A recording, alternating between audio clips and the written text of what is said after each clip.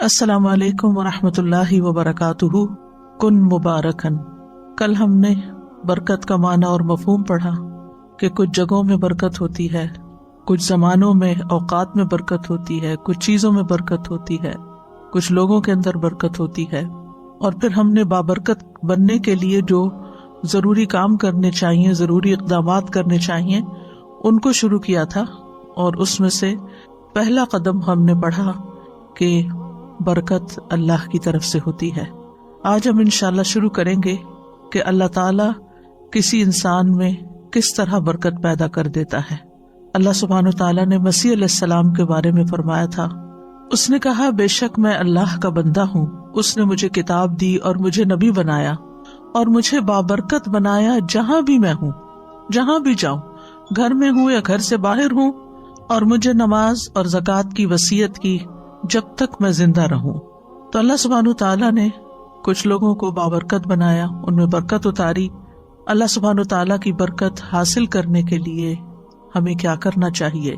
سوال یہ پیدا ہوتا ہے کہ اللہ کی برکت کیا ہے، یعنی جو بندوں میں آتی ہے تو اس کا اثر کیا ہوتا ہے، اس کا نتیجہ کیا ہوتا ہے۔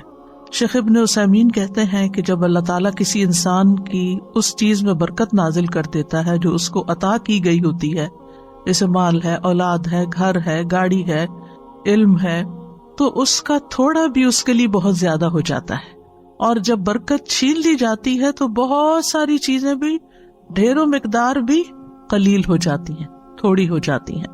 کتنے ہی انسان ہیں کہ اللہ تعالیٰ ان کے ہاتھوں پر کم دنوں میں ہی بہت زیادہ برکت ڈال دیتے ہیں، یعنی تھوڑے دنوں میں وہ بڑے بڑے کام کر جاتے ہیں، تھوڑی سی زندگی میں بھی بڑے بڑے کام ان سے سرزد ہو جاتے ہیں، اور دوسرا انسان اسی کام کو، اتنے ہی اماؤنٹ کے کام کو بہت زیادہ دنوں میں بھی نہیں کر پاتا۔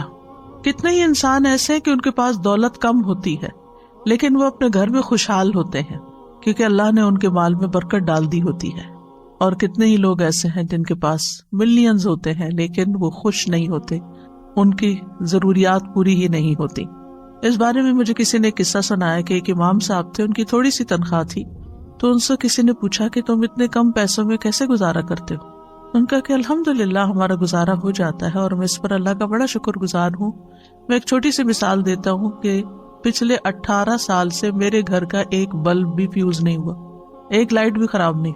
اس کو برکت کہتے ہیں کہ آپ کا پیسہ ضائع نہیں ہوتا، نقصان میں نہیں جاتا، بیماری میں نہیں جاتا، ٹوٹ پھوٹ میں نہیں جاتا۔ اور کچھ لوگ ہیں کہ ان کے پاس بہت ہے لیکن اسی حساب سے نکلتا بھی ویسے ہی ہے، اور زیادہ بھی پورا نہیں پڑتا، کمی کا ہی شکار رہتے ہیں، کمی کو روتے رہتے ہیں۔ تو کئی چیزوں میں برکت ہوتی ہے، مثلاً علم میں برکت۔ جس شخص کو اللہ تعالیٰ علم میں برکت عطا کرتے ہیں وہ علم کے اعتبار سے مبارک ہوتا ہے، تو وہ جس مجلس میں بھی بیٹھتا ہے لوگ اس کے علم سے فائدہ اٹھاتے ہیں، اور اسی طرح اس شخص کے اندر بھی علم کو پہنچانے کا شوق ہوتا ہے، وہ ہر طریقے سے علم کو نشر کرتا ہے، علم کو عام کرتا ہے۔ اور اس کی مثال ہمارے سابقہ علماء ہے کہ کس طرح انہوں نے بغیر بجلی کے، بغیر رات کی روشنی کے، یعنی لالٹینوں میں دیے جلا کے، اور بعض اوقات جیسے امام بخاری کا آتا ہے کہ چاندنی راتوں میں کتاب التاریخ لکھی، جو رجال کی تاریخ تھی، اور بھی علماء نے بڑی بڑی کتابیں لکھی۔ تو اس کی بنیادی وجہ کیا تھی؟ مثلاً امام بخاری کو ہم لیں تو ہمیں یوں نظر آتا ہے کہ جیسے ان کے عمل میں اخلاص تھا، جس کی وجہ سے آپ دیکھیں کہ ان کی کتاب کو اللہ کی کتاب کے بعد سب سے صحیح ترین کتاب مانا گیا، اس پر علماء امت کا اتفاق ہے۔ اور پھر اتنے 100 سال بعد آج بھی مسلمانوں کے گھروں کی بھی زینت ہے اور لائبریریوں کی بھی، اور لوگ اس کو پڑھتے ہیں۔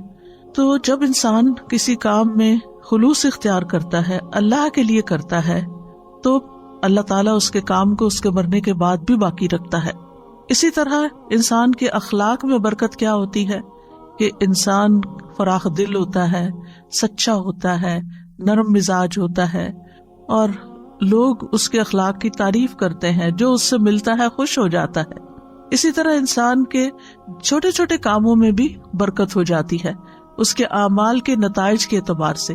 بعض اوقات انسان ایک چھوٹی سی ایفرٹ کرتا ہے، چھوٹا سا مشورہ کسی کو دے دیتا ہے کہ اچھا تم یہ کاروبار کر لو، وہ بچہ اس کاروبار میں لگ جاتا ہے اور وہ بہت کامیاب ہو جاتا ہے، اب اس شخص نے تو ایک چھوٹا سا مشورہ دیا، لیکن خلوص کے ساتھ دیا، خیرخواہی کے ساتھ دیا، محبت کے ساتھ دیا، اور وہ اتنا فلرش کر گیا اور اس سے اتنے سارے لوگوں کو فائدہ پہنچا۔ اس نے کبھی خواب میں بھی نہیں سوچا تھا کہ اس کا ایک چھوٹا سا مشورہ جو ہے وہ کتنا کارآمد ہوگا، کتنے لوگوں کے لیے فائدہ مند ہوگا۔ اسی طرح کچھ لوگوں کے مال میں برکت ہوتی ہے، یعنی تھوڑا بھی ہوتا ہے لیکن اس سے خیرات بھی کر رہے ہوتے ہیں، اپنی ذات پہ بھی خرچ کرتے ہیں، اپنے رشتہ داروں پہ بھی خرچ کرتے ہیں، یعنی ان کی زندگی میں ایک اطمینان نظر آتا ہے۔ تو ہمیں اپنے مبارک بننے کے لیے اللہ تعالیٰ سے دعا کرنی چاہیے کہ اللہ سبحانہ تعالیٰ ہمارے علم میں بھی برکت دے، کہ جو ہم نے سیکھا ہے وہ صرف ہماری ذات میں ہی آ کے ختم نہ ہو جائے، ہم اس پر عمل کریں، عمل کی مثال بنے، اس کو سکھانے والے بنے، اس کو آگے بڑھانے والے بنے۔ پھر اسی طرح اللہ تعالیٰ ہمارے اخلاق میں برکت دے، ہمارے اعمال میں برکت دے، کہ کوئی بھی کام کریں، ہم چھوٹا کریں یا بڑا، اس سے زیادہ لوگوں کو فائدہ پہنچے، کیونکہ برکت کا معنی کیا ہوتا ہے؟ الزیادہ والنمو، یعنی اس چیز کا بڑھ جانا، نشو و نما پانا، کثرت میں ہو جانا۔ اور اسی طرح اللہ تعالیٰ مال میں بھی برکت دے، اولاد میں برکت دے، اور ہم جہاں بھی ہوں بابرکت بنے۔ بابرکت بننے کے لیے انسان کو توحید اختیار کرنی چاہیے، یعنی اللہ سبحانہ تعالیٰ سے خالص تعلق رکھنا چاہیے، اور اس کے لیے ہمیں اللہ سبحانہ تعالیٰ کے نام اور ان کی صفات جو ہیں صرف ان کو جاننا ہی نہیں چاہیے، ان کے ساتھ we should live with them، یعنی ہم جب اللہ تعالیٰ کے بارے میں سوچیں، اللہ تعالیٰ کے بارے میں گمان کریں، تو ہم اپنے مختلف کاموں کے ساتھ اللہ کی ان صفات کو یاد کریں۔ مثلاً اگر ہم کھانا کھا رہے ہیں تو ہم کیا سوچیں کہ اللہ رازق ہے، اللہ نے یہ رزق مجھے دیا ہے۔ پھر اسی طرح اگر ہمیں کوئی مشکل ہو رہی ہے تو اس کے ناموں کے ساتھ ہم اس کو پکاریں، یا حیو یا قیوم برحمتک استغیث، اللہ کی رحمت کے ساتھ فریاد کریں۔ پھر اسی طرح زندگی کے جو مختلف کام ہیں ان کاموں کے ساتھ ہم اللہ تعالیٰ کی ان صفات کو ریلیٹ کرتے جائیں، تو انشاءاللہ اس طریقے سے آپ کا ایک پرسنل لیول پر اللہ سبحانہ وتعالیٰ کے ساتھ ایک تعلق بن جائے گا۔ اس کو ایک چھوٹی سی مثال سے سمجھیں کہ جب آپ دنیا میں کسی انسان سے محبت کرتے ہیں، مثلا اپنے والدین سے، اور ان کی کچھ عادات آپ کے اندر آ جاتی ہیں، تو پھر آپ مینشن کرتے ہیں وہ میری والدہ بھی تھی نا، وہ بھی اسی طرح ہی لوگوں کو کھانا کھلاتی تھی، وہ یوں صدقہ خیرات کرتی تھی، میرے والد تھے نا تو وہ ایسا کرتے تھے۔ یعنی آپ کا ایک کنیکشن ہوتا ہے، جو کام آپ کر رہے ہوتے ہیں نا اس کو کنیکٹ کر لیتے ہیں اپنے پیاروں کے ساتھ، تو ذرا اس سے اور اوپر اٹھ جائیں۔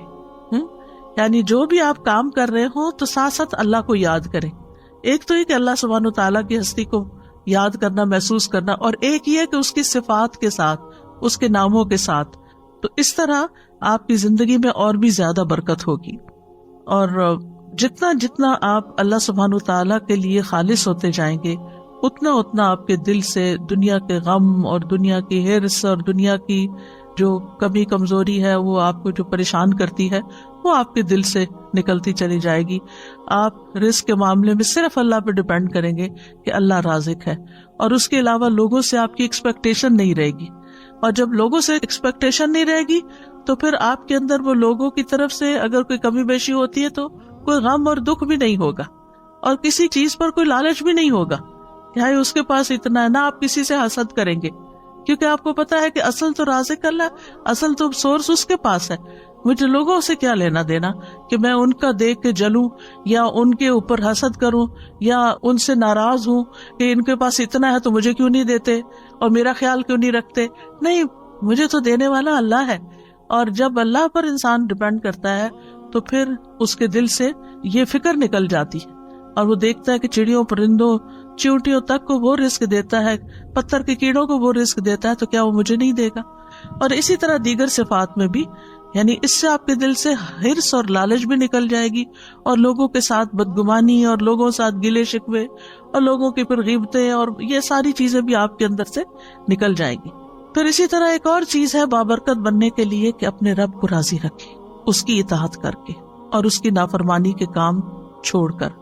ابن القیم رحمۃ اللہ علیہ کہتے ہیں کہ برکت کا جامع راز یہ ہے کہ جو بابرکت شخص ہوتا ہے وہ وقت کی قیمت کو جانتا ہے، اور وہ یہ ہے کہ ہر لمحے اللہ کی رضا کا کام کرنا، یعنی جو بھی کوئی کام کر رہے ہیں اس کو اس طرح چیک کرتے جائیں کہ اس پر اللہ راضی ہے کہ نہیں، اور یہ اس کے وقت اور اس کی قیمت کا تقاضا ہے. یعنی میرے وقت کی قیمت کیا ہے کہ میں اس میں وہ کام کروں، چاہے میں دنیا کا کام کر رہی ہوں، چاہے میں دین کا کام کر رہی ہوں، چاہے میں عبادت کر رہی ہوں، کچھ بھی کر رہی ہوں، اس میں مقصود کسی انسان کی خوشی نہ ہو بلکہ اللہ کی خوشی ہو کہ میرا رب راضی ہو جائے گا. اور جب رب راضی ہو جائے گا تو آپ دیکھیں گے کہ بندے بھی آپ سے راضی ہو جائیں گے. اللہ تعالیٰ جس بندے سے راضی ہوتا ہے نا، اس کے لیے دنیا میں رضا اتار دیتا ہے اور پھر بندے بھی اس سے راضی ہو جاتے ہیں. لیکن اگر اللہ راضی نہیں ہے تو پھر لوگوں کو آپ کتنا بھی راضی کرنے کی کوشش کریں، اللہ کو بھول کر چھوڑ کر، تو وہ راضی نہیں ہو سکتے. پھر اسی طرح یہ ہے کہ جب انسان اللہ کو راضی کرنے کے لیے کوشش کرتا ہے تو پھر وہ لوگوں کی تعریف کو منتظر نہیں رہتا کہ کون مجھے پوچھتا ہے، کون مجھے اپریشیٹ کرتا ہے، کون میرے لیے بڑی بڑی باتیں کرتا ہے. اور پھر انسان کو اس بات کی فکر لگ جاتی ہے کہ اللہ کی نگاہ میں میرا مقام کیا ہے اور میری وہاں بھی قبولیت ہے یا نہیں. اس کو اپنے اعمال میں قبولیت کی فکر ہو جاتی ہے، نہ کہ لوگوں کی تعریف کی، کیونکہ ساری دنیا بھی اگر اس کی تعریف کرنے لگے اور اگر اللہ تعالیٰ اس سے راضی نہیں تو ایسے شخص کی زندگی میں کوئی خوشی نہیں ہو سکتی. پھر اسی طرح جو مبارک انسان ہوتا ہے وہ ہر چیز کو اس نقطہ نظر سے دیکھتا ہے کہ اس کے ذریعے میں اللہ تک کیسے پہنچوں، اس کے ذریعے میں اللہ تک کیسے پہنچوں. مثلاً اگر وہ کسی کی خدمت کرتا ہے تو وہ یہ سوچ کے کرتا ہے، چاہے گھر والوں کے لیے کھانا پکاتے ہیں آپ، ان کے لیے کلیننگ کرتے ہیں، ان کے لیے سارے جو بھی گھر کے کام کاج ہوتے ان کے اوپر احسان کرتے ہوئے نہ کریں، یہ سوچ کے کریں کہ اس سے میرا رب راضی ہوتا ہے اور اس سے آپ کی تھکاوٹ بھی ختم ہو جائے گی. یہ میں اپنے رب کی خوشی کے لیے کر رہی، میں صرف شوہر کی خوشی کے لیے نہیں کر رہی. شوہر تو خود ہی خوش ہو جائے گا اگر میرا رب خوش ہوا، رب راضی ہوگا تو یہ بھی ہو جائے گا. تو میری فکر ہونی چاہیے رب کو راضی کرنے کی. تو چاہے وہ گھر والے ہوں، چاہے وہ کام کاج ہو، چاہے وہ مال ہو، چاہے وہ علم ہو، ذہانت، ہر چیز کو، جیسے ایک بزنس مین ہوتا ہے نا تو وہ ہر چیز میں دیکھتا ہے کہ اس چیز سے کیسے بزنس کیا جا سکتا ہے اور اس چیز سے کہاں سے پروفٹ کمایا جا سکتا ہے. تو جو ایک مومن بندہ ہوتا ہے وہ ہر وقت یہ سوچتا ہے اس چیز سے میں اپنی آخرت کیسے کما سکتا ہوں، اس لمحے اس وقت میں کون سا کام کروں کہ جس سے میرا رب راضی ہو جائے گا. اب مثال کے طور پہ کبھی آپ کے حصے میں ایسا کام ہوتا ہے، مثلاً دعوت کر لیا آپ نے اور گھر میں لوگوں کو بلا لیا اور آپ کے اوپر سارا کام آ گیا، چاہے آپ کیٹرنگ کرا رہے ہیں، چاہے آپ کچھ بھی کر رہے ہیں، لیکن صرف گھر کی سیٹنگ اور لوگوں کو ویلکم کرنا اور پوچھنا، اور چاہے آپ ڈسپوزیبل یوز کر رہے ہیں لیکن پھر بھی آپ تک ٹوٹ جاتے ہیں. اگر یہ سب کچھ اللہ کی رضا کے لیے تھا تو اس کے بعد آپ کو ایسا سرور اور ایسی خوشی نصیب ہوگی. اور اگر لوگوں کی تعریف کے لیے تھا تو آپ کے دماغ میں شیطان یہ خیال ڈالے گا وہ تو شکریہ بھی نہیں بول کے گیا، اس نے تو ایسا میرے ساتھ رویہ کیا اور وہ تو یہ کر رہا تھا، اور وہ جانے کے بعد آپ اور زیادہ ٹوٹیں گے کیونکہ جس مقصد کے لیے آپ نے وہ دعوت کی تھی وہ تو پورا ہی کوئی نہ ہوا. لیکن اگر اللہ کو راضی کرنے کے لیے کہ لوگوں کو کھانا کھلانا ثواب کا کام ہے، لوگوں کو اکٹھا کرنا، ملانا، آپس میں بٹھانا، ان کو ویلکم کرنا، تو آپ دیکھیں گے کہ یہی چیز آپ کے لیے برکتوں کا باعث بن جائے گی اور آپ کے لیے خوشی کا باعث بنے. یعنی گویا دوسرے لفظوں میں قل ان صلاتی و نسکی و محیای و مماتی للہ رب العالمین، یہ بابرکت انسان کا قول ہوتا ہے کہ وہ اللہ کے لیے جیتا اور مرتا ہے اور اپنی ساری ذمہ داریاں صرف اللہ کی رضا کی خاطر پوری کرتا ہے، کہ بحیثیت بیوی کے، بحیثیت بیٹی کے، بحیثیت ماں کے، بحیثیت ایک ہمسائی کے، بحیثیت ایک طالب علم کے، بحیثیت ایک ٹیچر کے، میری رسپانسبلٹیز کیا ہے اور میں ان کو کیوں ادا کروں. اور اگر وہ اللہ کے لیے کرتا ہے، اللہ کو راضی کرنے کے لیے وہ رسپانسبلٹیز پوری کر رہا ہے، تو اللہ سبحانہ و تعالیٰ اس سے جب راضی ہوگا تو اس کے سارے کام درست کر دے گا، اس کی زندگی وقت ہر چیز میں برکت ڈال دے گا. تو مبارک انسان بننے کے لیے کہ جس پہ رب کی برکتیں نازل ہوں، کیا کریں؟ اپنی عادت کے، معمول کے، روٹین کے، ذمہ داریوں کے سارے کام رب کی رضا کے لیے کریں. ایک رب کے لیے ایک ہو جائیں، یعنی ادھر ادھر نہیں، ایک راستہ اختیار کریں اور وہ رب کی رضا کا. تو انشاءاللہ آپ ایک بابرکت انسان بن جائیں گے. پھر بابرکت انسان جو ہوتا ہے وہ اپنے دل کے اوپر کبھی بھروسہ نہیں کرتا، کیونکہ دل الٹ پلٹ ہونے والی چیز ہے. وہ اگر ایمان کی لذت کسی وقت محسوس کر رہا ہے تو اس کو ڈر لگتا ہے کہ کہیں یہ حلاوت مجھ سے چھن نہ جائے، کہیں ایمان کی یہ کیفیت میرے سے دور نہ ہو جائے۔ وہ اپنے دل کی نگرانی کرتا ہے، وہ اپنا محاسبہ کرتا ہے کہ مجھے اپنا ایمان ہر صورت برقرار رکھنا ہے، کیونکہ قرآن مجید میں آتا ہے نا سورۃ الحجرات میں، حبب الیکم الایمان وزینہ فی قلوبکم، اس نے ایمان کو تمہارے دلوں میں محبوب بنا دیا اور اس کو سجا دیا۔ تو وہ اس خوشی کو جو اندر محسوس کرتا ہے ایمان کی، وہ اس کو کسی قیمت پر کھونا نہیں چاہتا اور دل کے پلٹنے سے خوف کھاتا ہے، اور اسی لیے دعا کرتا ہے ربنا لا تزغ قلوبنا بعد اذ ہدیتنا وہب لنا من لدنک رحمہ انک انت الوہاب، اور یا مقلب القلوب ثبت قلبی علی دینک۔ پھر اسی طرح اگلی بات یہ ہے کہ بابرکت بننے کے لیے وہ بابرکت لوگوں جیسے کام کرتا ہے۔ یہ موٹے موٹے نکات اگر آپ نوٹ کر لیں گے نا اپنے پاس، تو انشاءاللہ کبھی ریویژن میں آپ کو یہ چیزیں یاد آئیں گی تو پھر دوبارہ سے انسان ان چیزوں کو کرنے لگتا ہے۔ یعنی بابرکت بننے کے لیے بابرکت لوگوں جیسے اعمال، جیسے ہم نے دیکھا کہ انبیاء میں اللہ تعالیٰ نے برکت رکھی، نبی صلی اللہ علیہ وسلم میں برکت رکھی، اور اسی طرح آپ کے جو ساتھی تھے صحابہ کرام، ان کے اندر اللہ سبحانہ وتعالیٰ نے برکت رکھی۔ تو وہ کیا کام کرتے تھے؟ مثلاً موسیٰ علیہ السلام کے بارے میں اللہ سبحانہ وتعالیٰ فرماتے ہیں وَاذْكُرْ فِي الْكِتَابِ مُوسَىٰ إِنَّهُ كَانَ مُخْلَصًا وَكَانَ رَسُولًا نَبِيًّا، کتاب میں موسیٰ کا ذکر کیجئے، یقیناً وہ خالص کیا ہوا تھا، یعنی اخلاص تھا ان کے اندر، اور ایسا رسول جو نبی تھا۔ تفسیر سعدی میں ہے موسیٰ علیہ السلام اپنے تمام اعمال، اقوال اور نیت میں اللہ تعالیٰ کے لیے مخلص تھے، وہ بابرکت تھے نا، تو ان جیسا کام کیا کرنا ہے کہ اپنے قول، فعل، نیت میں خالص ہونا ہے، کیونکہ اعمال کی قبولیت کی شرط ہی کیا ہے؟ انما الاعمال بالنیات۔ پھر اسی طرح یہ ہے کہ بابرکت انسان لوگوں سے تعریف نہیں چاہتا اور اس کو کام کر کے فخر نہیں ہوتا، بلکہ اس کی قبولیت کی دعا کرتا ہے۔ جیسے ابراہیم علیہ السلام نے اور اسماعیل علیہ السلام نے کعبہ تعمیر کیا، اللہ کا گھر، اور اس کے بعد کیا دعا کی؟ وَإِذْ يَرْفَعُ إِبْرَاهِيمُ الْقَوَاعِدَ مِنَ الْبَيْتِ وَإِسْمَاعِيلُ رَبَّنَا تَقَبَّلْ مِنَّا إِنَّكَ أَنْتَ السَّمِيعُ الْعَلِيمُ۔ پھر بابرکت شخص کے نزدیک لوگوں کے شکریہ کی کوئی قیمت نہیں ہوتی کہ کوئی شکریہ ادا کرے، نہ اسے انتظار ہوتا ہے، اور اگر کوئی کرے یا نہ کرے اس کے لیے برابر ہوتا ہے، یعنی کسی نے کیا تب بھی ٹھیک ہے اور اگر نہیں کیا تب بھی ٹھیک ہے، کوئی بات نہیں، ہم نے تو اللہ تعالیٰ کے لیے کیا تھا۔ جیسے سورۃ الانسان میں آتا ہے وَيُطْعِمُونَ الطَّعَامَ عَلَى حُبِّهِ مِسْكِينًا وَيَتِيمًا وَأَسِيرًا انما نطعمکم لوجہ اللہ لا نرید منکم جزاء ولا شکورا۔ وہ کھانا کھلاتے ہیں اس کی محبت میں، اللہ کی محبت میں، مسکین، یتیم، قیدی کو، اور کہتے ہیں ہم تو صرف اللہ کے چہرے کی خاطر تمہیں کھلا رہے ہیں، نہ تم سے کوئی بدلہ چاہتے ہیں نہ شکریہ چاہتے ہیں۔ مسکین کیا بدلہ دے سکتا ہے؟ مسکین تو بدلہ نہیں دے سکتا، لیکن وہ شکریہ ادا کرتا ہے، اس کو یہ فکر ہوتی ہے کہ اگر میں نے شکریہ ادا نہ کیا تو یہ دوبارہ نہیں آئے گا، تو وہ شکریہ ادا کرتا ہے، تو وہ کہتے ہیں نہیں ہمیں شکریہ بھی نہیں چاہیے۔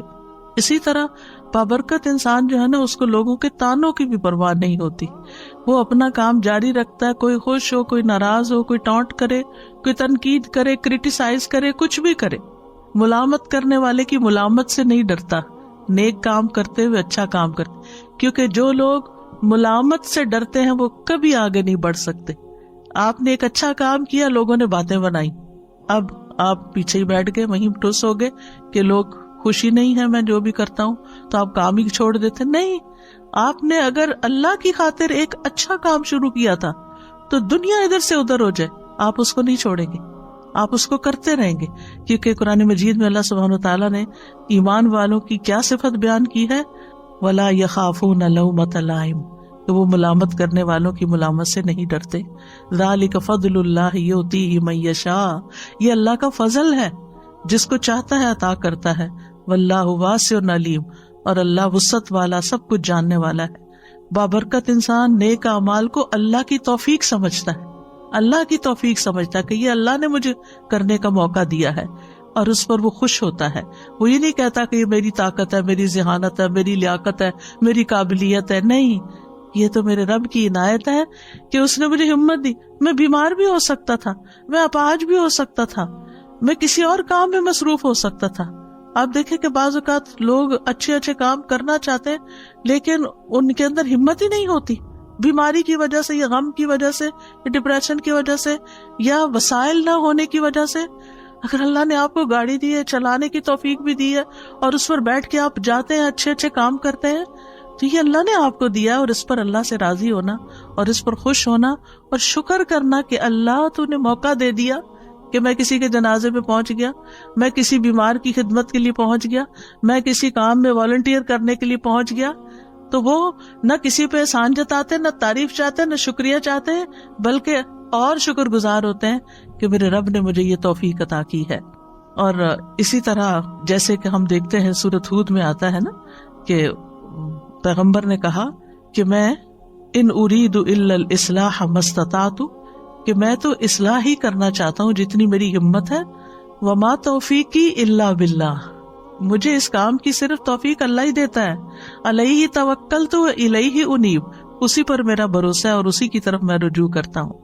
اسی لیے جو مبارک انسان ہوتا ہے اس کے منہ پر لا حول ولا قوت الا باللہ ہوتا ہے کہ یہ ساری توفیق اللہ ہی نے مجھے دی ہے، نہ کسی چیز کو پھیرنے کی قوت ہے اور نہ ہی کسی کام کے کرنے کی قوت ہے، لا حول ولا قوت الا باللہ۔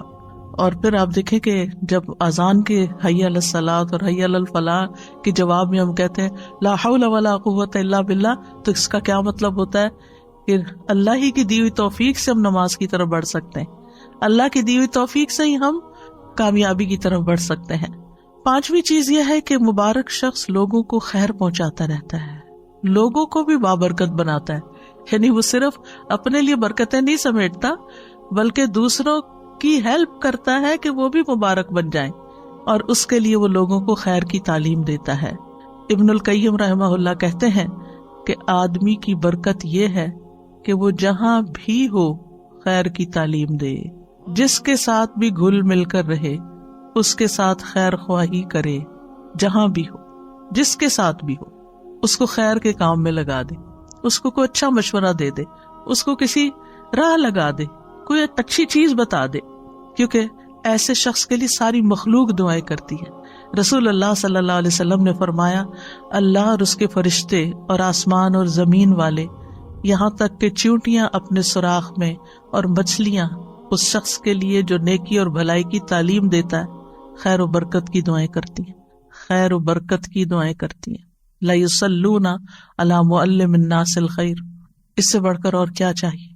یاد رکھیے برکت کے لیے ضروری نہیں ہوتا کہ کام کوانٹٹی میں بہت زیادہ ہو، یہ بھی کر لوں، وہ بھی کر لوں، وہ بھی کر لوں، وہ بھی کر لوں، اور کسی چیز کو بھی کوالٹی کے ساتھ نہ کروں، یہ نہیں ہوتا۔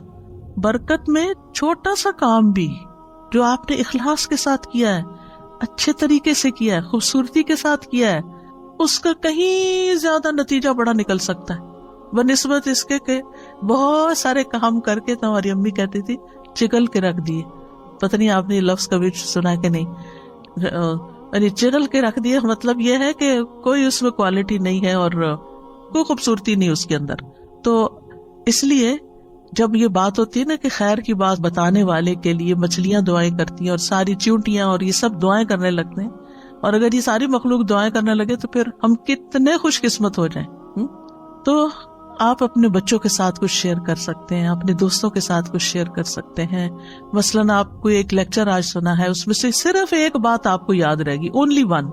گھر گئے آپ نے سوچا کیا سن کے، مجھے تو کچھ یاد ہی نہیں آ رہا کیا سنا تھا، بس ہاں یہ یاد رہا ہے مجھے، مثلاً ایک کوئی بات، تو آپ اپنی بیٹی کو فون کرتے ہیں، اپنے بھائی کو کرتے ہیں، کسی کو کہ آج میں نے یہ اچھی بات سیکھی ہے تو میرا دل چاہ رہا ہے تم سے بھی شیئر کر دوں۔ دیکھیں ہم سب کے الحمدللہ بہت سارے رشتے دار ہیں، بہت سارے دوست ہیں، اور ضروری نہیں کہ ایک ہی بندے کے پیچھے روز پڑ جائیں، کبھی کسی کو، کبھی کسی کو، کبھی کسی کو۔ اس سے کیا ہوگا کہ کبھی کبھی پھر کسی کو بات سننے کو ملے گی، اور اس کے ساتھ اگر الحمدللہ اگر روز بھی موقع اپنے بچوں کو بٹھا کے سکھانے کا ملتا ہے تو انشاءاللہ گھر میں بھی برکت ہوگی، کیونکہ علم کی مجلس جو ہے گھر کے اندر بھی ہو تو وہ ایز اے فیملی بھی اگر آپ بیٹھ کے، چاہے میاں بھی بیٹھ کے دو لوگ پڑھ رہے ہیں کوئی چیز، تو وہاں بھی برکت نازل ہوتی ہے۔ ابن قیم کہتے ہیں کہ فائدہ پہنچانے والا شخص ہی بابرکت ہوتا ہے، جو چیز سب سے زیادہ فائدہ پہنچاتی ہے وہ سب سے زیادہ بابرکت ہوتی ہے، اور لوگوں میں سے بابرکت انسان وہ ہے جو جہاں بھی جاتا ہے اس سے فائدہ اٹھایا جاتا ہے۔ سبحان اللہ. ہم نے اس بات کو شیطانی اثر میں کتنا غلط رنگ دیا ہوا ہے کہ لوگ مجھے یوز کرتے ہیں. سبحان اللہ.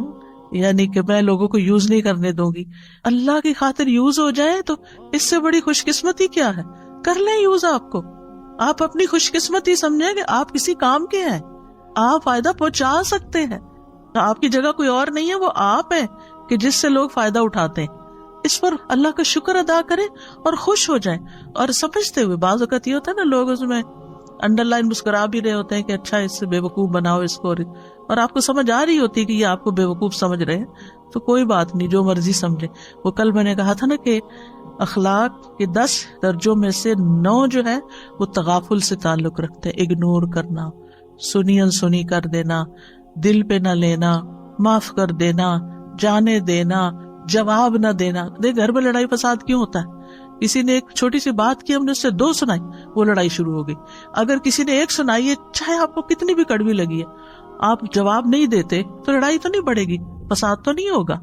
تو اگر دوسرا شخص غلط کر رہا ہے تو آپ بھی اچھا نہیں کر رہے. اس نے آگ لگائی, آپ نے تیل ڈالا, اور اگر آپ نے تیل ڈالا تو نتیجہ کیا نکلا؟ بہت بڑا الاؤ بھڑک اٹھا. لیکن جو شخص سن کے چپ کر جاتا ہے, ادھر سے ادھر نکل جاتا ہے, اگنور کر دیتا ہے, تغافل کر دیتا ہے, جیسے اس کو پتہ ہی نہیں چلا, بے وقوف ہے وہ, تو کیا فرق پڑتا ہے؟ آپ ہیں تو نہیں نا, آپ کو تو اپنا خود پتا ہے کہ آپ نہیں ہیں. لیکن اگر دوسرے کی ناسمجھی ہے تو وہ اس کی ناسمجھی ہے. بعض اوقات لگتا ہے کہ لوگ پھر میرے اوپر چڑھائی نہ کر دیں یا مجھے یہ نہ سمجھیں کہ مجھے کوئی جواب نہیں دینا آتا, تو ہم تابڑ توڑ جواب دیے چلے جاتے ہیں اور بحث کہیں ختم ہی نہیں ہوتی. اور اس میں بعض اوقات پھر ناراضگیاں بھی ہو جاتی ہیں, غصہ بھی ہو جاتا ہے, بد اخلاقی بھی ہو جاتی ہے. تو ہم مبارک تو نہ رہے. ہم کہیں گئے, اس گھر میں لڑ جھگڑ کے نکل آئے, ہم کوئی مبارک انسان ہے؟ کسی کو خوشی دے کر آئے یا کسی کو تکلیف دے کے آئے؟ لیکن بات کہاں سے شروع ہوتی ہے؟ کسی کی چھوٹی سی بات سے.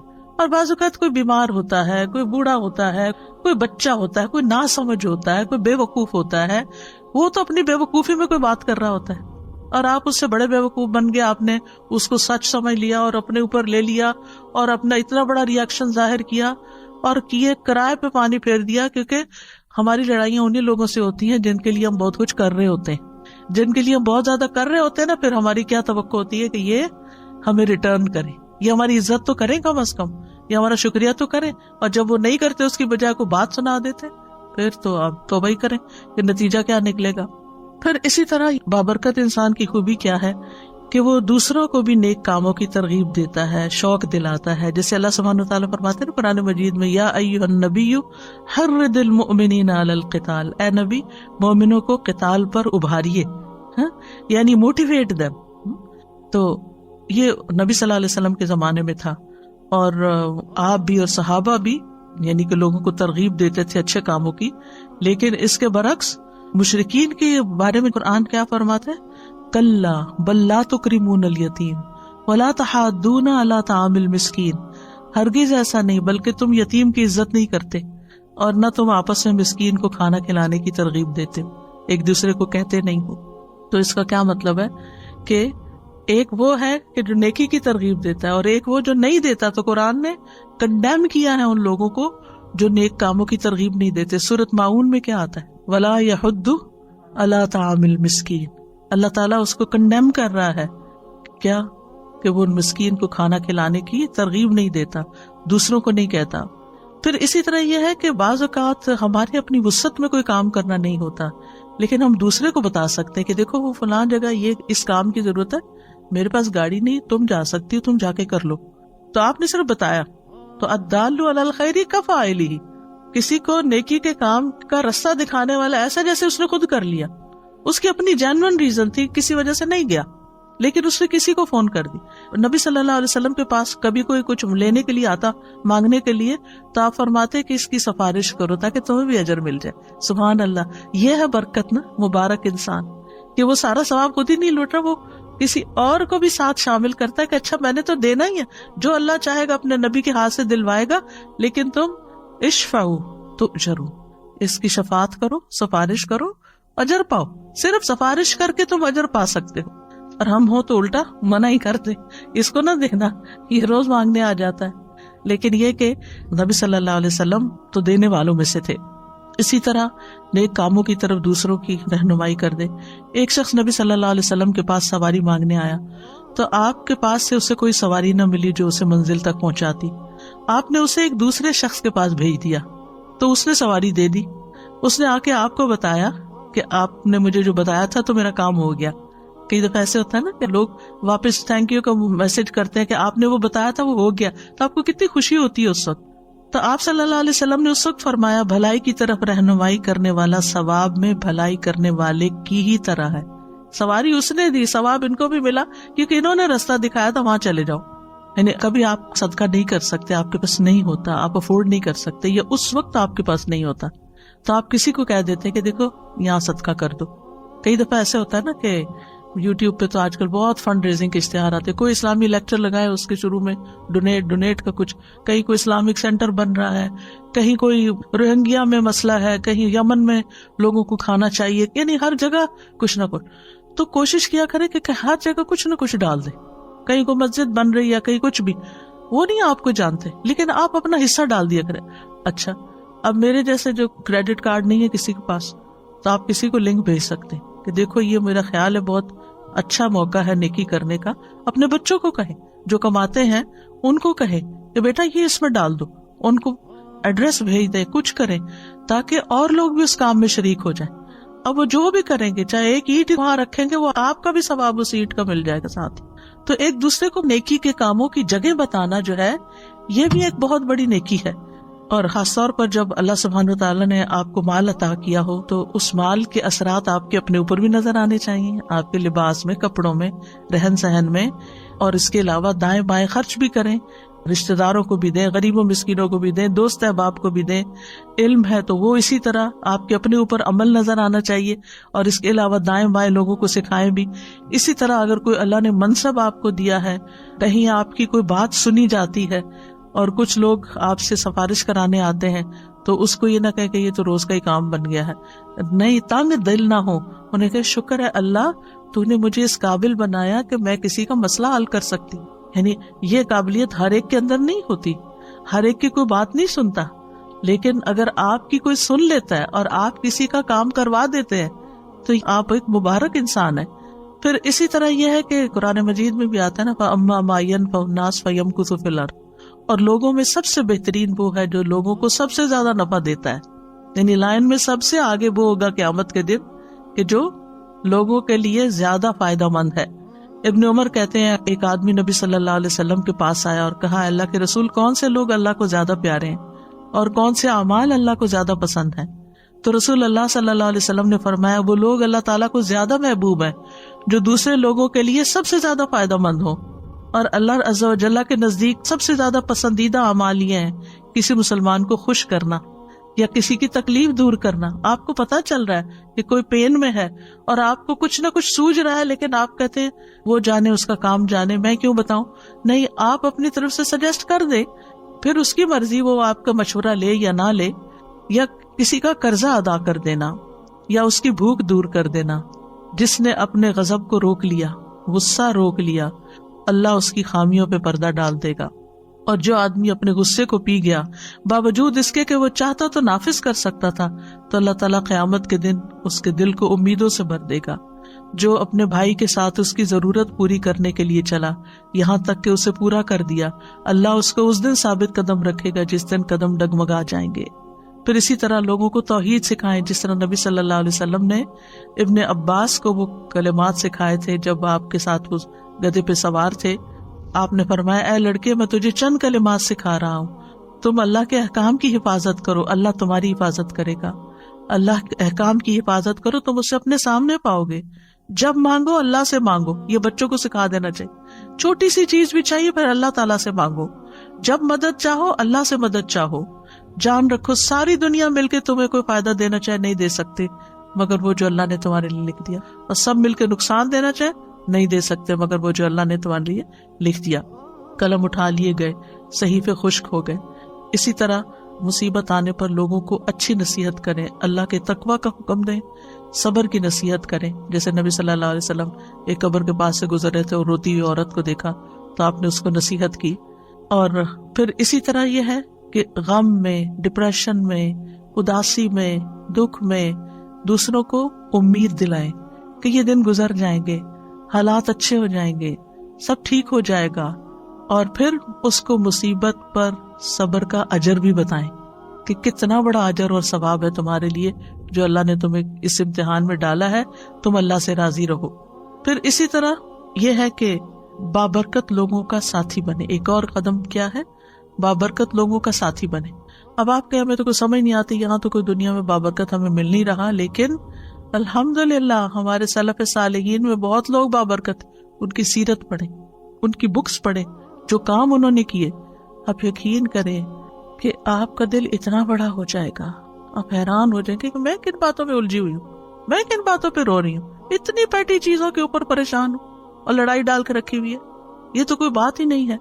आज मुझे किसी ने आर्टिकल भेजा इमाम इब्न तैमिया के बारे में कि कितनी दफा वो जेल में गए थे। 7 दफा जेल में गए थे। इमाम इब्न तैमिया का फतावा आपने देखा तो 35 वॉल्यूम में, और उसके अलावा भी कई किताबें। इतना इल्मी काम किया और लोग उनके पीछे पड़े रहते, यानी जो लोग बड़े काम करते हैं उनके हासिल भी बहुत होते, तो हर थोड़ी देर के बाद जाके हाकिम के पास शिकायत करके उनको जेल भिजवा देते थे, और जब वो वहां जाते वहां वो और किताबें लिख लेते थे। और आपको मालूम है लास्ट टाइम जो वो जेल में गए थे कितनी दफा कुरान पढ़ा था? 80 बार। 80 बार कुरान पढ़ा था। हमने सारी जिंदगी में 80 बार न पढ़ा होगा। इस तरह वक्त को इस्तेमाल किया। आप देखिए कि जब इंसान ऐसे लोगों के हालात पढ़ता है कि 7 दफा जेल में गए, तो फिर आपको अपनी परेशानी क्या लगती हैं? बहुत छोटी लगती है ना। यानी इंसान के ऊपर कभी कभी ऐसा होता है ना कि हालात तंग होने लगते हैं, कोई इधर की परेशानी उधर की टू मच पर। उस वक्त क्या करना चाहिए? ऐसी किताबें पढ़नी चाहिए जिससे पता चले कि आपसे पहले जो बाबरकत लोग थे, क्योंकि बाबरकत इसलिए कहते हैं कि उनसे खैर बहुत फैली, लोगों को फायदा बहुत पहुंचा, इसलिए बाबरकत कहते हैं।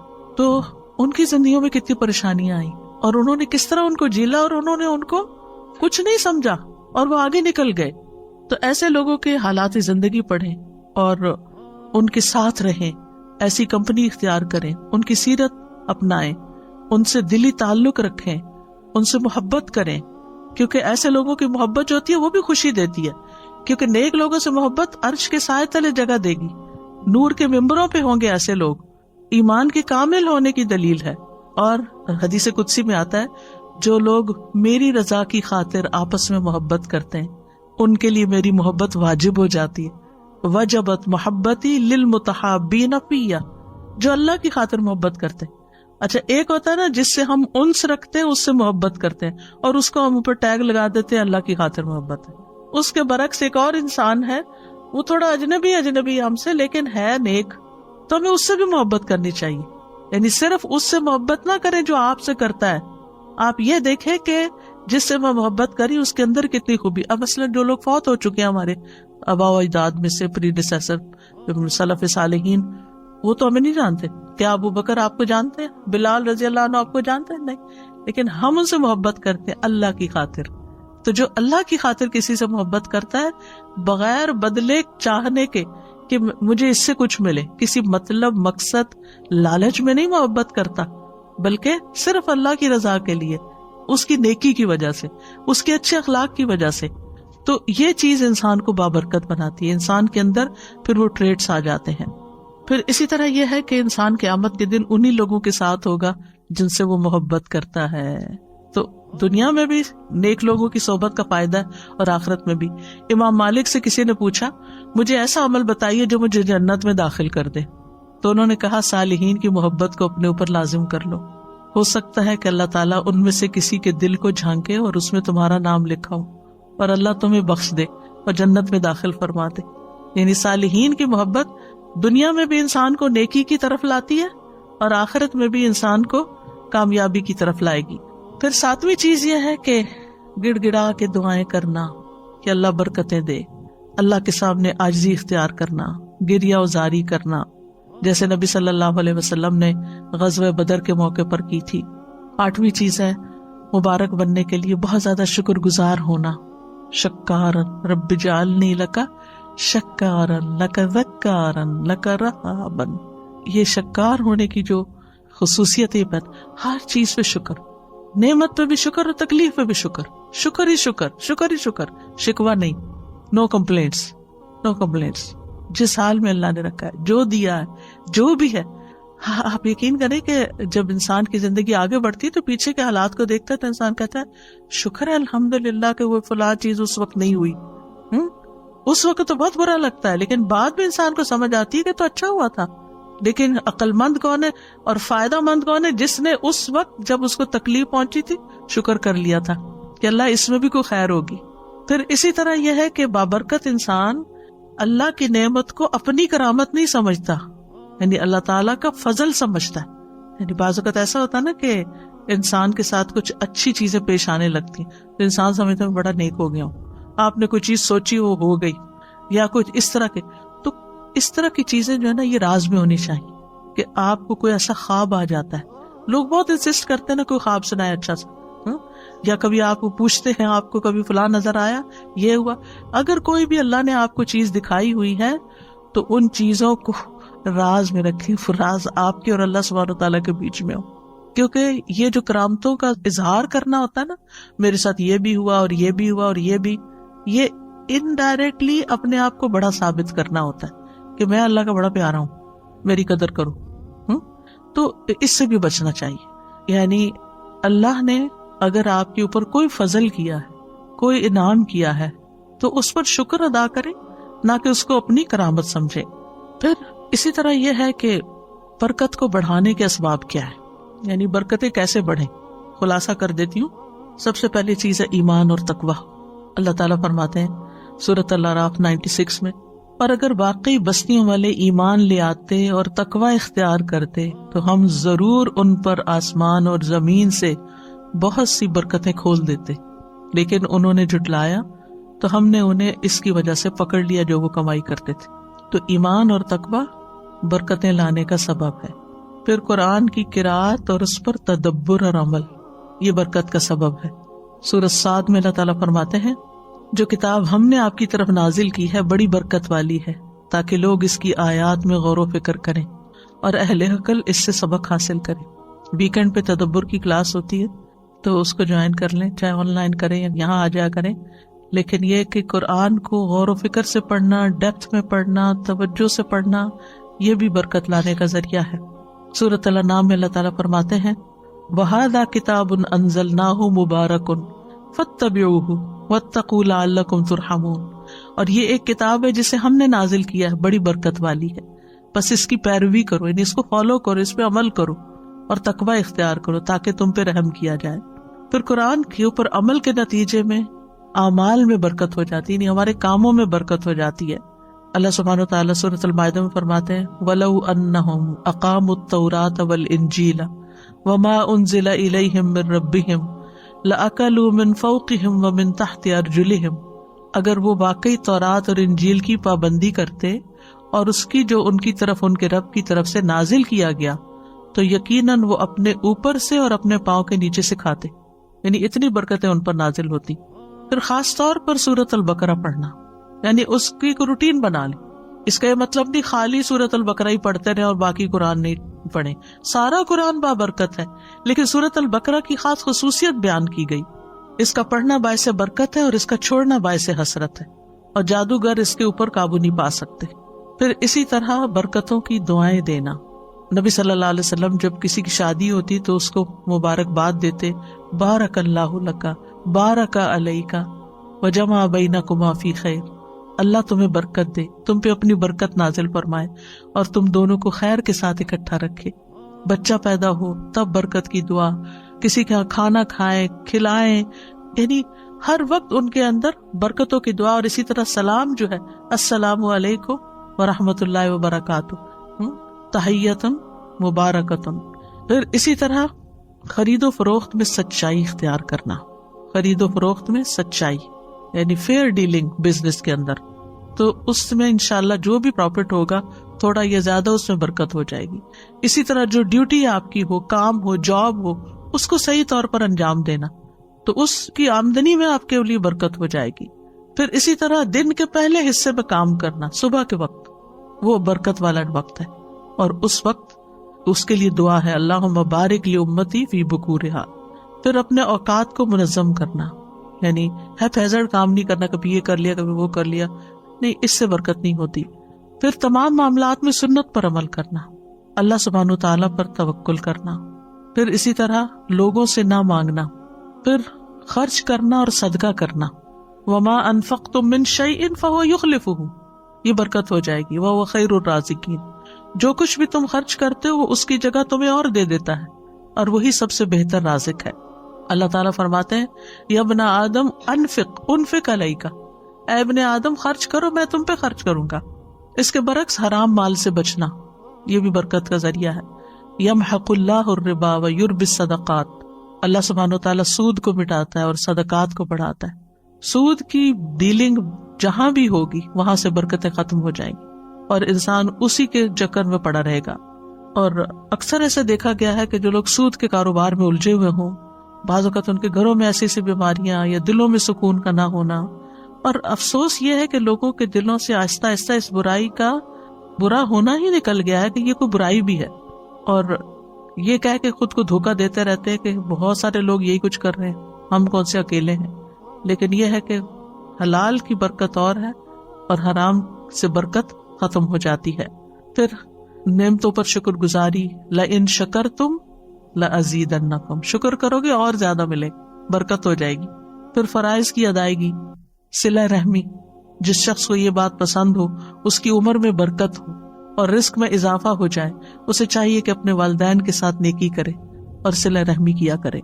پھر استغفار پر ہمیشگی، وَقُلْتُ اسْتَغْفِرُوا رَبَّكُمْ إِنَّهُ كَانَ غَفَّارًا يُرْسِلِ السَّمَاءَ عَلَيْكُمْ مِدْرَارًا، برکتیں ہوگی، آسمان سے نازل ہوگی، بارشیں ہوں گی استغفار کی کثرت سے، اللہ کا ذکر. پھر اسی طرح کھانے پینے میں ان چیزوں کا استعمال جن میں برکت بتائی گئی ہے، جیسے زیتون ہے. رسول اللہ صلی اللہ علیہ وسلم نے فرمایا زیتون کھاؤ اور اس کو لگاؤ، بے شک یہ مبارک درخت ہے. کلونجی، آپ نے فرمایا یہ کلونجی ہر بیماری کی دوا ہے سوائے موت کے، اس کو حبۃ البرکہ بھی کہا گیا ہے، برکت والا دانہ. پھر شہد، قرآن نے اس پر گواہی دی کہ فیہ شفاء للناس، اس میں لوگوں کے لیے شفا ہے. پھر زمزم، رسول اللہ صلی اللہ علیہ وسلم نے فرمایا روئے زمین پر سب سے بہترین پانی زمزم ہے، بھوکے کے لیے کھانا اور بیمار کے لیے شفا ہے. بارش کا پانی، وَنَزَّلْنَا مِنَ السَّمَاءِ مَاءً مُبَارَكًا، مثلا اگر کوئی بیمار ہے تھوڑا سا شہد لیں، تھوڑا سا بارش کا پانی اس میں ڈالیں اور تھوڑا زمزم ڈالیں تو اس کو ملا کے آپ اس کو پلائیں تو آپ دیکھیں کتنی ساری برکتیں اکٹھی ہو جائیں گی، تو اللہ تعالیٰ شفا دے گا. پھر سحری کھانا، جو روزہ رکھتے ہیں تھوڑا بھی کھا لے تو دن گزر جاتا ہے، ورنہ ہر تھوڑی دیر کے بعد بھوک لگ جاتی. تسحروا فإن فی السحور برکہ، وہ برکت والا کھانا ہے، اور وہ ظاہر برکت والا ہے تو غذا بھی بنے گا، شفا بھی بنے گا. پھر اسی طرح بکری میں برکت ہے، رسول اللہ صلی اللہ علیہ وسلم نے فرمایا بکریاں رکھو کہ ان میں برکت ہے. اب یہاں تو آپ نہیں رکھ سکتے، لیکن یہ کہ غریبوں کو لے کے دے سکتے. بیک ہوم آپ کے اگر کوئی رشتہ دار گاؤں وغیرہ میں رہتے ہیں تو ان کو بکریاں لے کر دیں، وہ پالیں اور ان سے آگے آگے نسل بڑھے. خاص طور پر دودھ دینے والی بکری اگر لے کے صدقہ کرے تو بہت بڑا ثواب ہے. جب حدیث پڑھتی ہوں تو سوچتی ہوں کہ یہ جلدی سے کر لوں، اور پھر ذہن سے نکل جاتا ہے، نوٹ ہی کر کے لینا چاہیے. اور بکریوں کی برکت آپ دیکھیں کہ بکری سال میں 1 یا 2 بچے جنتی ہے ایک وقت میں. اس کے برف کتا جو ہے وہ سال میں 6-7 بچے تک جن دیتا ہے، لیکن کتوں کی تعداد دیکھیں اور بکریوں کی تعداد دیکھیں، بکریوں سے جو فائدہ پہنچتا ہے وہ مخلوق. تو یہ برکت کیوں نظر آتی ہے نا. پھر گھوڑے میں برکت، رسول اللہ صلی اللہ علیہ وسلم نے فرمایا گھوڑے کی پیشانی میں برکت بندھی ہوئی ہے. پھر اوقات میں برکت، لیلۃ القدر ہے، رات کا آخری حصہ ہے. پھر جگہوں میں برکت. پھر برکت سے محرومی کی وجوہات کیا ہوتی ہیں؟ اللہ کی خاطر کام نہ کرنا. ابن قیم کہتے ہیں جو چیز اللہ کی رضا کے لیے نہ ہو اس کی برکت چھین لی جاتی ہے. یعنی اگر آپ دکھاوے کے کام کر رہے ہیں تو برکت نہیں ہوگی. گناہ اور نافرمانیاں برکت سے محرومی کا باعث ہیں. پھر نعمتوں کی ناشکری اور ناقدری، اس سے بے برکتی ہوتی ہے. اور ہمیں برکت کے حصول کی دعائیں بھی کرنی چاہیے. اللہم الف بین قلوبنا واصلح ذات بیننا واہدنا سبل السلام ونجنا من الظلمات الى النور وجنبنا الفواحش ما ظہر منها وما بطن وبارک لنا فی اسماعنا وابصارنا وقلوبنا وازواجنا وذریاتنا. کتنی خوبصورت دعا ہے. اے اللہ تو برکت ڈال، کس میں؟ ہمارے کانوں میں، ہماری آنکھوں میں، ہمارے دلوں میں، ہمارے ازواج میں، ہمارے بچوں میں، اور ہماری توبہ قبول فرما. پھر اسی طرح اللہ تعالیٰ کی برکت اور رحمت کا سوال جو ہر روز ہم دعائے قنوت میں کرتے ہیں. پھر اسی طرح یہ ہے کہ یہ جو دعا ہے اللہم اقسم لنا من خشیتک ما تحول به بیننا وبین معصیتک، اس میں بھی آتا ہے نا اللہم متعنا باسماعنا وابصارنا وقواتنا وابقیتنا، جب تک ہم زندہ ہوں، واجعلہ وارث منا، یعنی ہمارے وارث بھی بنا دے، بعد میں بھی اس سے فائدہ ہو لوگوں کو.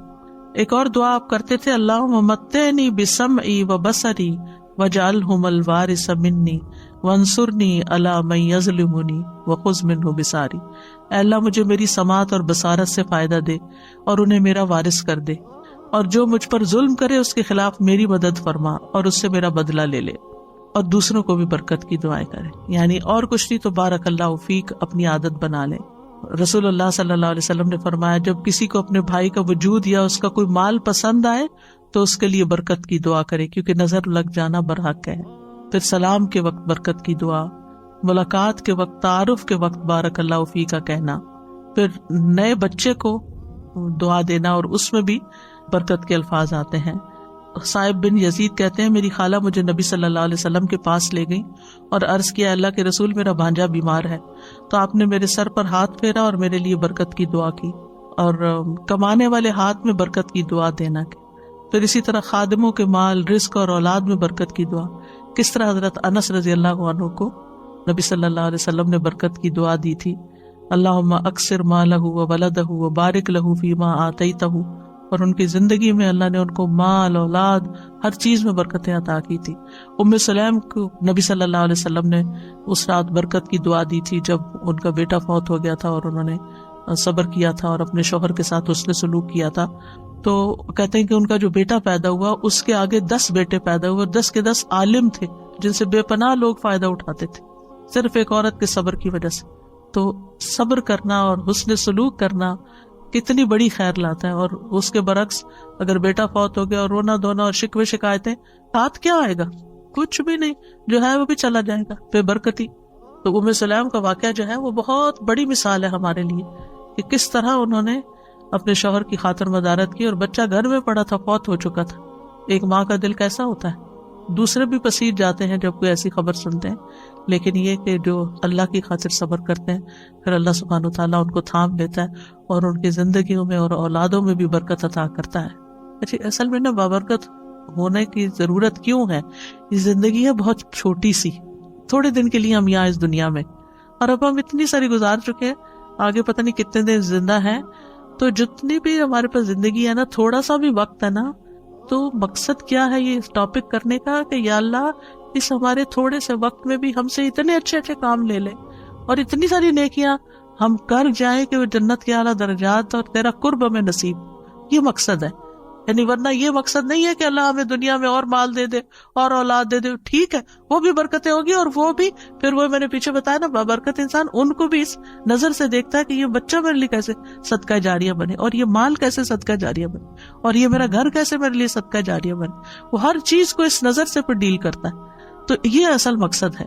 اب یہ ہے کہ بعض اوقات یعنی ہمارے اندر ایک کنفیوژن ہوتی ہے کہ ہم مبارک ہوں تو پھر کیا لوگ ہم سے تبرک حاصل کرنے لگے.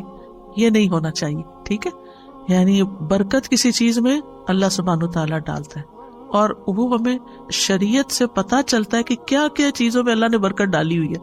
ٹھیک ہے، مثلاً زمزم میں برکت ہے، حجر اسود میں برکت ہے، رمضان میں برکت ہے، لیلۃ القدر میں، عشرہ ذی الحجہ میں، مکہ مدینہ میں، بیت المقدس میں، اعمال میں سے نماز، صیام، زکوٰۃ، ان چیزوں میں برکت ہے.